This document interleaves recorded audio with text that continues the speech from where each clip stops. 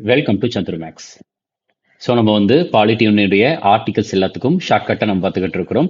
Already வந்து 1லேருந்து 35, அடுத்து 36லேருந்து 1லேருந்து 35 முடிச்சாச்சு, 36லேருந்து 51 முடிச்சாச்சு. இந்த வீடியோவில் வந்து 52லேருந்து 78 வரைக்கும் இந்த வீடியோவில் பார்ப்போம். நான் ஆல்ரெடி வந்து 79லேருந்து 123 வரைக்கும் முடிச்சிட்டோம். ஸோ அப்போ வந்து இந்த வீடியோ முடிக்கிறதன் மூலியமாக கம்ப்ளீட்டாக வந்து 123 ஆர்டிக்கல் வந்து முடிச்சிட்டோம், ரைட்டா?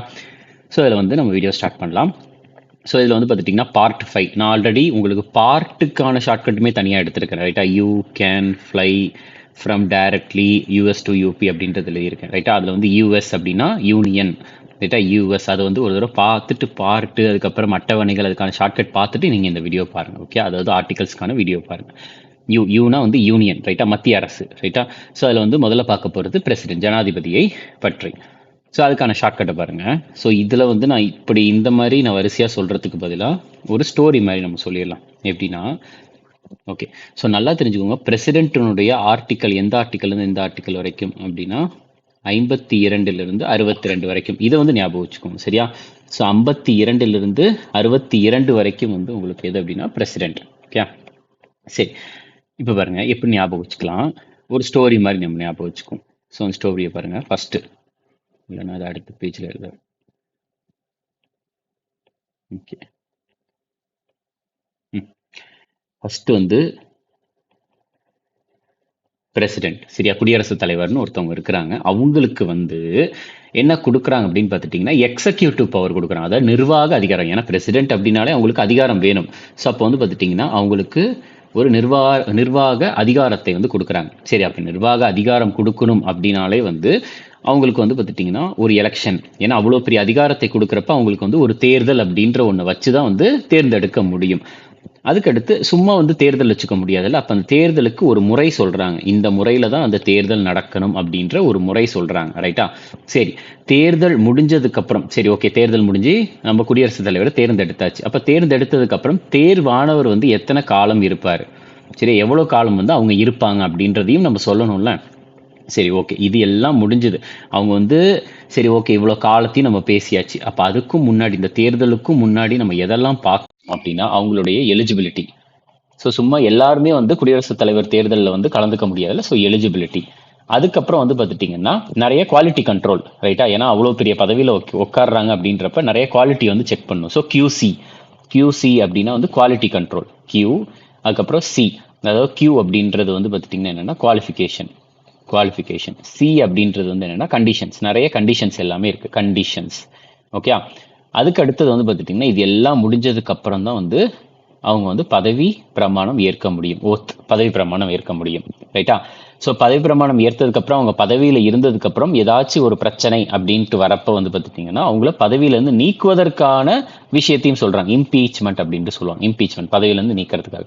அப்போ பதவியை விட்டு நீக்கிட்டா ஆட்டோமேட்டிக்காக என்ன ஆயிரும், அவங்க பதவி வேக்கன்சி ஆயிரும், சரியா? பதவி வந்து காலி ஆயிரும், ரைட்டா? ஸோ இப்படி தான் நம்ம படிக்க போகிறோம். ஃபஸ்ட்டு வந்து 52 பிரசிடெண்ட்டை பற்றி, அதுக்கப்புறம் அவங்களுக்கு நிர்வாக அதிகாரத்தை பற்றி. சும்மா நிர்வாக அதிகாரம் கொடுக்க முடியாது, ஸோ அதனால் வந்து அவங்களுக்கு ஒரு தேர்தல் வைக்கிறாங்க, அந்த தேர்தலுக்கான முறையையும் சொல்கிறாங்க, ரைட்டா? ஸோ இல்லைன்னா நம்ம இப்படி வச்சுக்கலாம், டெக்ஸ் அப்படின்ட்டு வச்சுக்கலாம், ரைட்டா? டியூஇ டெக்ஸ், ரைட்டா? டிஇக்யூஎஸ் அப்படின்ட்டு, ரைட்டா? இல்லைன்னா டிஇக்யூசி டெக்ஸ், டிஇக்யூசி, ஸோ அதாவது டிஇக்யூசி, இல்லைனா கியூசி வந்து தனியாக குவாலிட்டி கண்ட்ரோல் அப்படின்ட்டு.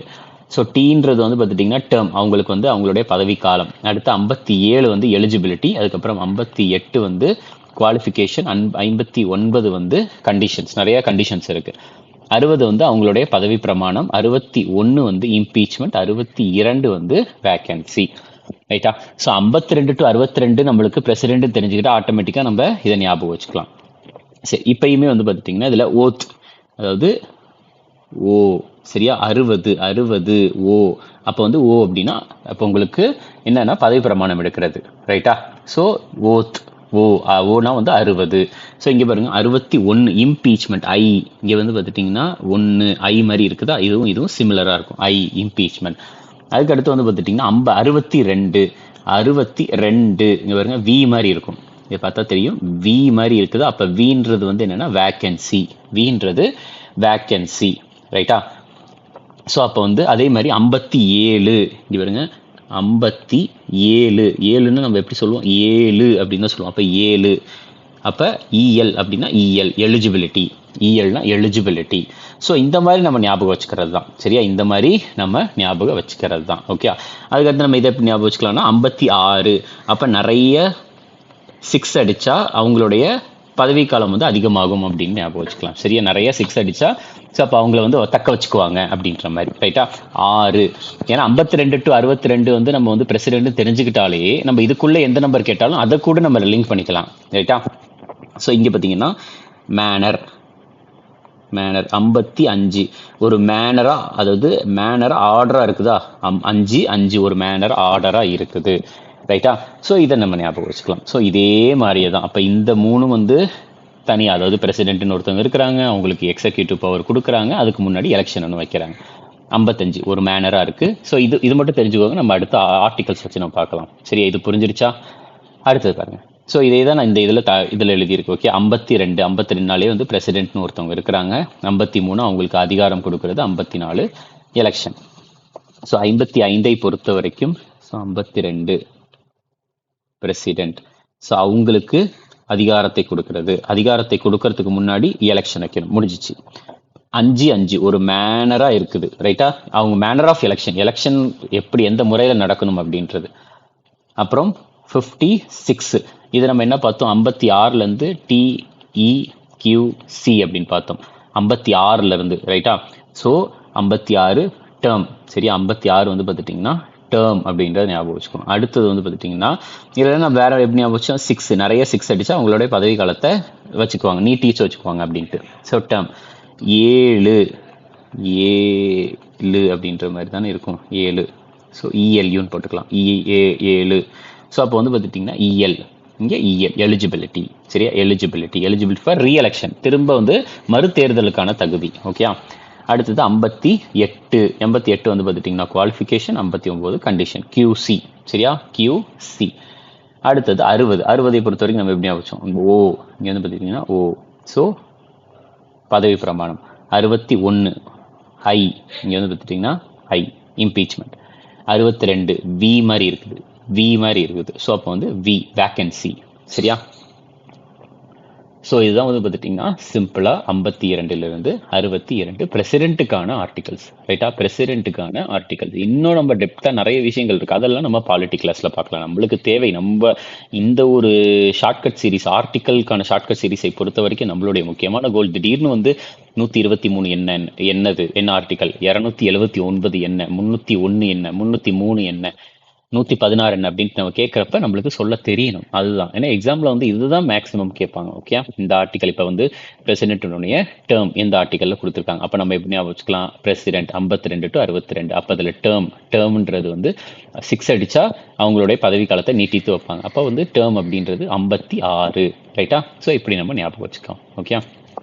சரி, அடுத்தது வந்து பாருங்க வைஸ் பிரசிடென்ட் ரைட்டா. வைஸ் பிரசிடென்ட் பற்றின கேள்வி வந்து ரீசெண்டாக வரக்கூடிய அடுத்த ஒரு வருஷத்துக்கு வந்து ரொம்ப முக்கியமான கேள்வியாக இருக்கும்.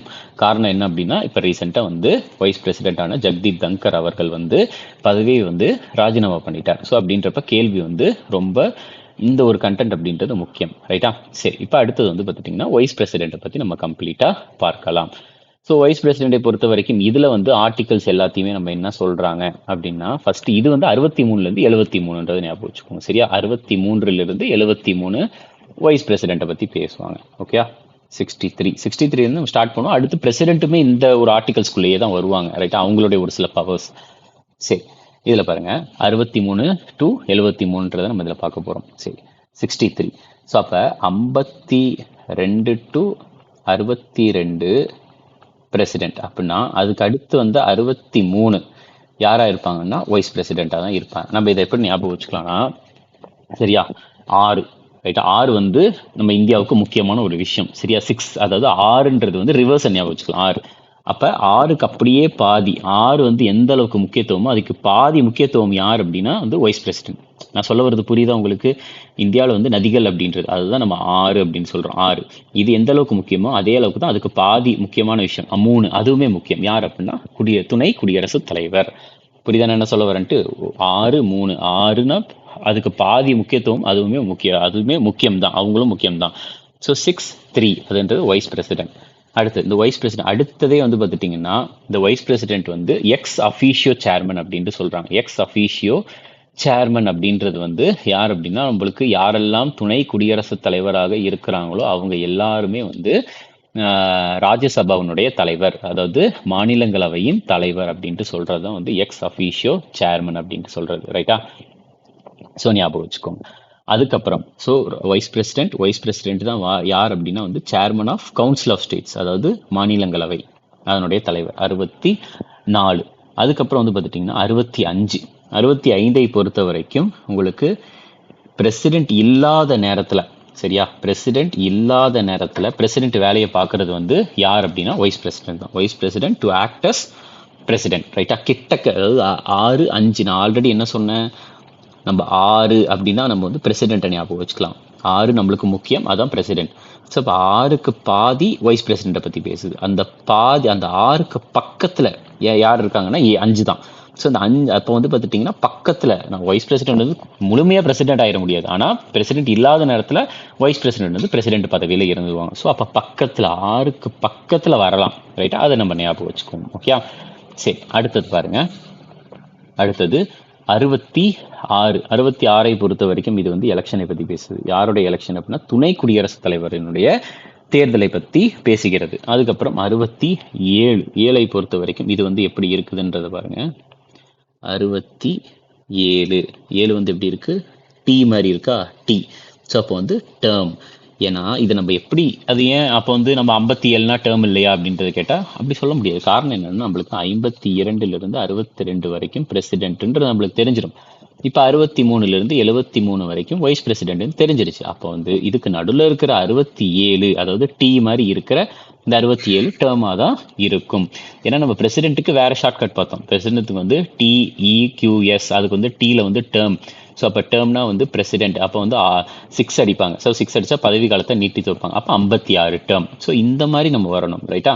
ஸோ இதில் 63லேருந்து 73 துணை குடியரசுத் தலைவரை பற்றி பேசுகிறாங்க. ஸோ அதில் வந்து 67, இந்த 67ஐ பார்த்தீங்க அப்படின்னா உங்களுக்கு டி மாதிரி இருக்கும். ஸோ அப்போ வந்து டி ஃபார் டேர்ம். அடுத்தது 68ஐ பொறுத்த வரைக்கும் இவங்க எப்படி பேசுகிறாங்க அப்படின்னா, இதில் பாருங்கள், 6 இருக்கு, 8 இருக்கு, நடுவில் என்ன இல்லைன்னா 7 இல்லை. அப்போ வந்து 6 இருக்கு, 8 இருக்கு, நடுவில் வந்து காலியா இருக்கு. அப்போ வந்து வேகன்சியை பற்றி பேசுறாங்க. வேகன்சி சீட்டு வந்து வேக்கன்ட் ஆகிறத பற்றி பேசுறாங்க. ரைட்டா? ஸோ அதாவது என்ன அப்படின்னா, அந்த இப்போ வைஸ் பிரசிடென்ட்டினுடைய பதவி வந்து காலியா இருந்துச்சு அப்படின்னா ஒரு குறிப்பிட்ட டைம்குள்ள எலெக்ஷன் வைக்கணும். அதை பற்றி பேசுறது தான் 68. ஸோ வேகன்சி, சிம்பிளா ஞாபகம் வச்சுக்கோங்க, வேகன்சி. அடுத்தது வந்து பார்த்துட்டிங்கன்னா 69. இங்க பாருங்க, 69. ஸோ இங்க பாருங்க 0 ஓ, இங்க பாருங்க ஓ. அப்போ வந்து ஓன்றது பதவி பிரமாணம். நம்ம பிரசிடென்ட்டுக்கு என்ன பார்த்தோம்? பிரசிடென்ட்டுக்கு வந்து 60 பார்த்தோம். 60 ஓ. இங்க வந்து 69. ஸோ இப்போ இரண்டுமே வந்து பார்த்துட்டிங்கன்னா பதவி பிரமாணத்தை பற்றி பேசுறது தான். 60 வந்து பார்த்துட்டிங்கன்னா பிரசிடென்ட்டுக்கு, 69 துணை குடியரசுத் தலைவருக்கு. அடுத்தது 70ஐ பொறுத்த வரைக்கும் இதை நம்ம எப்படி ஞாபகம் வச்சுக்கலாம் அப்படின்னா, உங்களுக்கு 7, சரியா? 7ன்றத வந்து பார்த்துட்டிங்கன்னா நம்ம எப்படி ஞாபகம் வச்சுக்கலாம்? ஸோ இதை 7-0, இந்த 0ன்றது ஓ ஞாபகம் வச்சுக்கும். அதாவது அதர் கண்டென்ஜென்சி அப்படின்ட்டு, அதாவது வேற ஒரு சில அவசர நிலைகளில் வந்து ஜனாதிபதியினுடைய பணிகளை வந்து நிறைவேற்றுதல் அப்படின்ற மாதிரி. 7-0. ஸோ இப்போ 0 அப்படின்றது அதர் கண்டின்ஜென்சி அப்படின்னு ஞாபகம் வச்சுக்கலாம். ஓ மாதிரி இருக்கா? இங்கேயுமே பாருங்க ஓ மாதிரி இருக்கு, அதர் கண்டின்ஜென்சி. அதுக்கப்புறம் வந்து வேற என்னன்னா, வாரத்தில் இந்த 7ன்றத வரது எல்லாத்துக்குமே வந்து நம்ம மேக்ஸிமம் என்ன ஞாபகம் வச்சுக்கலாம்னா வீக் ஞாபகம் வச்சுக்கோங்க. சரியா? வீக், வாரத்தில்.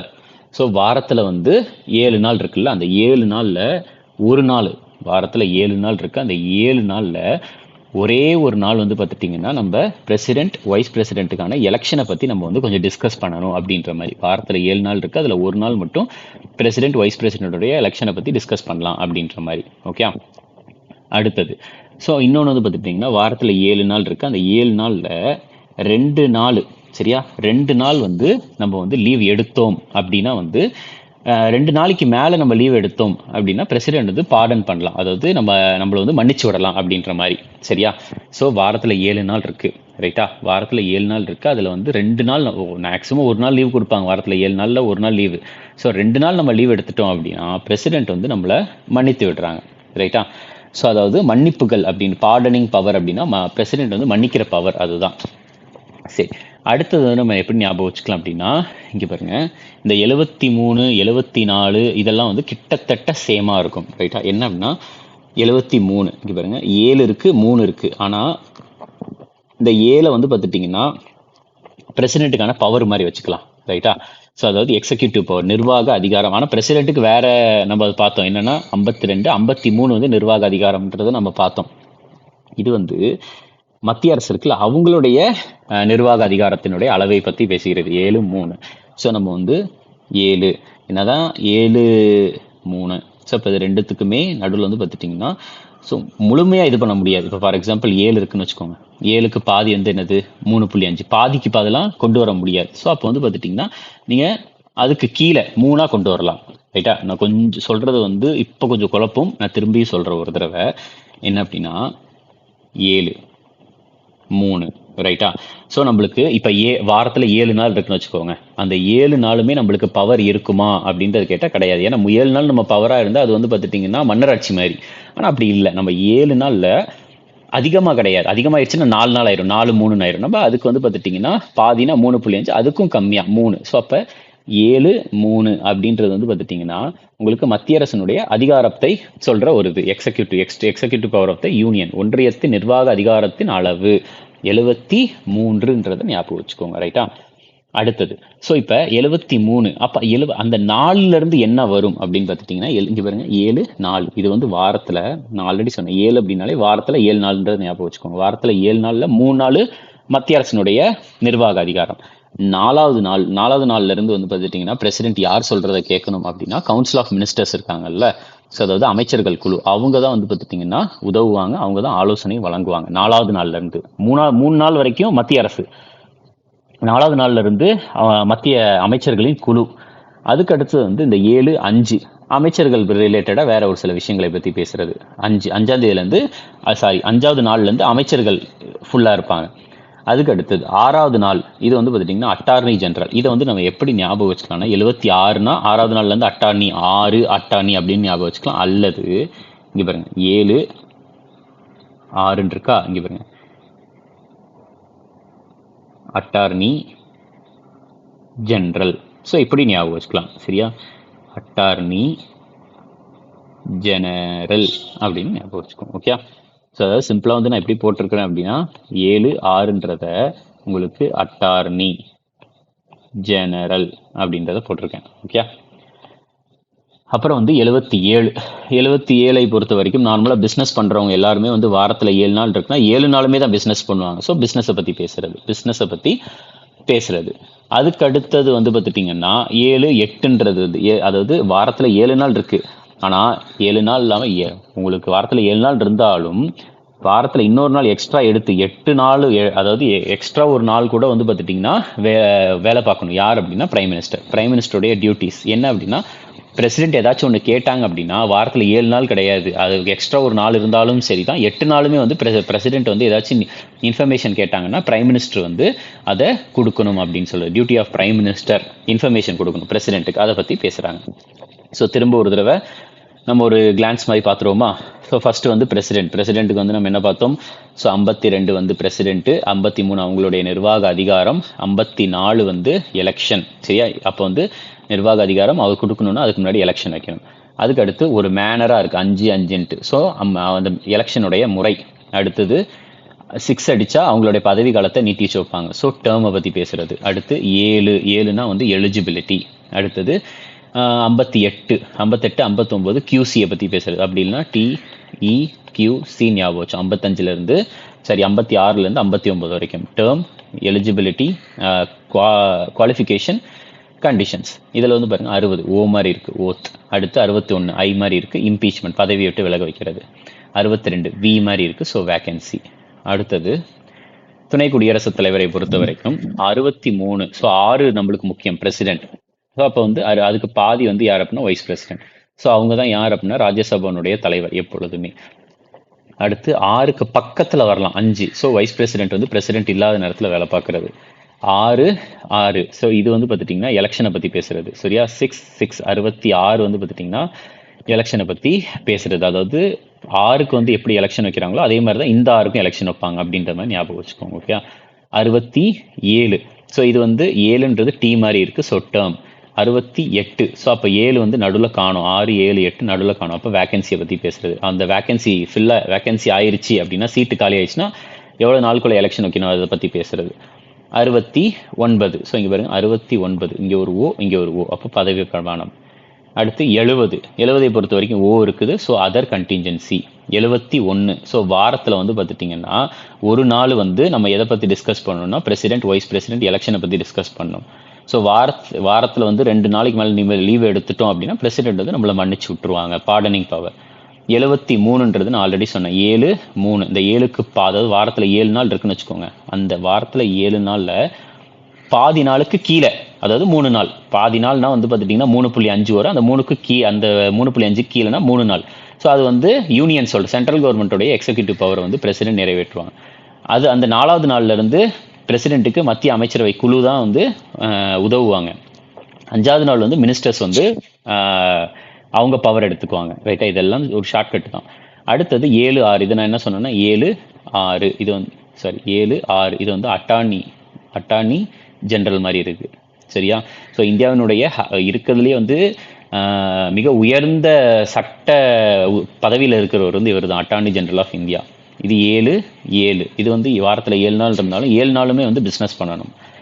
ஸோ 7 8. வாரத்தில் 7 நாள் கிடையாது. 8வது நாள் வந்து தனியாக எடுத்து பிரசிடென்ட் வந்து பிரைம் மினிஸ்டர் கிட்ட இன்ஃபர்மேஷன் கேட்டாலும் அதை வந்து நிறைவேற்றணும் அப்படின்ட்டு சொல்கிறது தான். ஸோ இதுதான் வந்து பார்த்துட்டிங்கன்னா நம்மளுக்கு பிரசிடென்ட்டை பொறுத்த ஆர்டிகல்ஸ். நம்ம அடுத்தடுத்து நிறைய ஆர்டிகல்ஸ் வந்து நம்மளுக்கு வந்து ஷார்ட்கட் வந்து இன்னும் இன்ட்ரெஸ்டிங்காகவும், ஆர்டிகல்ஸ் மட்டும் கிடையாது, ஹிஸ்ட்ரி, எக்கனாமி, ஜியாகிரஃபி இது எல்லாத்துக்குமே நம்மளுக்கு நிறைய இருக்குது. ஓகே.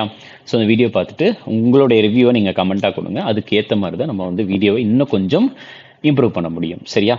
தேங்க்யூ.